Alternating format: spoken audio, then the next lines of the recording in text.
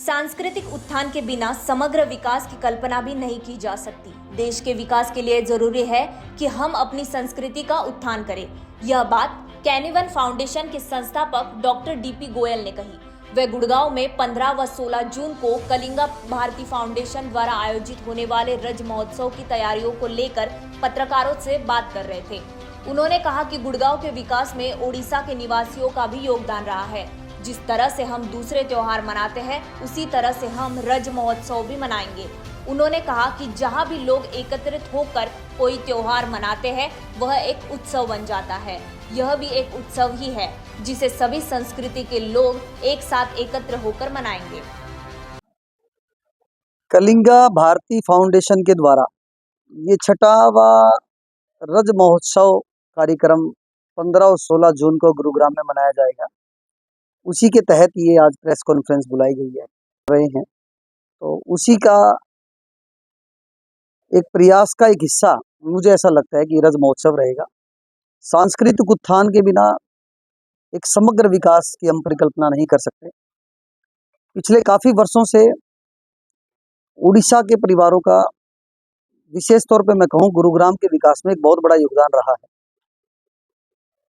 तो उसी के गर्व और गौरव को महसूस करते हुए ये छठवां रज महोत्सव उड़िया परिवार मिलकर मना रहे हैं।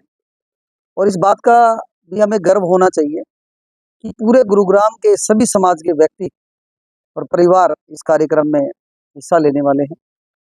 तो इससे बड़ी बात नहीं हो सकती जब हम एक हर तरीके से, सांस्कृतिक हो, चाहे आर्थिक हो, चाहे व्यावसायिक हो, चाहे समग्रता की हम बात करें, उस उत्थान के लिए हमेरा हमेशा से उड़ीसा के परिवारों का एक बहुत बड़ा योगदान गुरुग्राम में रहा है। उसी के लिए कार्यक्रम आयोजित किया गया। मैं विशेष तौर पे अक्षय सामल जी, AK सेन जी, दास साहब और पूरी महिला शक्ति को, सुजीत नंदा जी, मैं बहुत बधाई देता हूँ कि ये बहुत बड़ा आयोजन गुरुग्राम में होने जा रहा है। विशेष तौर पे जो विस्तार से तो मुझे ऐसा लगता है कि अक्षय सामल जी अच्छे से बता पाएंगे, लेकिन किसी भी कार्यक्रम का उद्देश्य यही होता है कि सामाजिक समरसता कैसे बढ़े, भाईचारा कैसे बढ़े। जो बात हमेशा से भारतीय संस्कृति सिखाती आई है, वसुधैव कुटुंबकम, अनेकता में एकता, भाईचारा ही सब कुछ है। तो ये जो कार्यक्रम होते हैं, ये आपस में प्यार प्रेम बढ़ाने वाले होते हैं। जो प्रेम होता है वही परमात्मा है। तो मुझे ऐसा लगता है जो आज सबसे बड़ा जो कारण है समाज टूटने का, समाजों में तकलीफ आने का, वो सबसे बड़ा कारण ही प्रेम की कमी होना है। हम सांस्कृतिक कोई कार्यक्रम करते हैं और ये तो उत्सव होते हैं, ये तो त्योहार होते हैं। त्योहार का मतलब जहाँ पूरा परिवार मिलकर, बच्चे बड़े बूढ़े सब मिलके जिस कार्यक्रम को मनाते हैं, वो एक उत्सव बन जाता है।